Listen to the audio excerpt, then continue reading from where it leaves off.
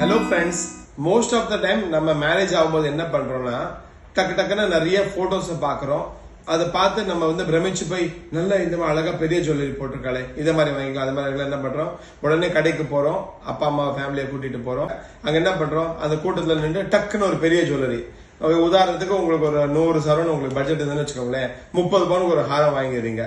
உடனே ஒரு மேட்சிங் ஒரு 10 பவுன்ல ஒரு வளையல், அப்புறம் ஒரு 4 பவுன்ல ஒரு சோக்கர் நெக்லஸ், 50 பவுன் ஒரு செட்டை வாங்கி போட்டுறீங்க. அந்த 50 பவுன் செட்டு ஒரே ஒரு நாள் ரிசப்ஷனுக்கு 3 hours போட போறீங்க. அந்த ஜுவல்லரி எங்க போகும்? கண்டிப்பா கமெண்ட் பண்ணுங்க. அதுக்கு பதிலா நீங்க என்ன பண்ணணும்னா, எப்பவுமே மேரேஜுக்கு ஜுவல்லரி வாங்கினா கூட பிஃபோரா பிளான் பண்ணி உங்களுக்கு டே டு டே ஒரு ஃபங்க்ஷனுக்கு எந்த கிராம்ஸ்ல நம்ம வேர் பண்ண முடியும், இல்ல பெரிய அந்த மாதிரி பிரிச்சுட்டு சின்ன சின்ன ஜுவல்லரியா நிறைய நீங்க வாங்கி வச்சா உங்ககிட்ட வெரைட்டியும் நிறைய இருக்கும். பயம் இல்லாம நீங்க நிறைய எல்லா ஃபங்க்ஷனுக்கும் ஜுவல்லரி போட போற மாதிரி இருக்கும். அதை விட்டுட்டு பெரிய ஜுவல்லரி ஒரு 2 செட்டு வாங்கி உள்ள வச்சுட்டீங்கன்னா கடைசியில வெளியே போறதுக்கு உங்களுக்கு போடுற ஜுவல்லரி எல்லாமே நிறைய பேர் தவிக்கிறீங்க. சோ இந்த பிளான் தான் நீங்க பிரைட்ஸ் எல்லாமே ஃபாலோ பண்ணீங்கன்னா நீங்க ஸ்மார்ட்டா இருக்கலாம், சூப்பரான ஜுவல்லரி வாங்கிக்கலாம். தேங்க்யூ ஃபார் வாட்சிங் தி வீடியோ. பை.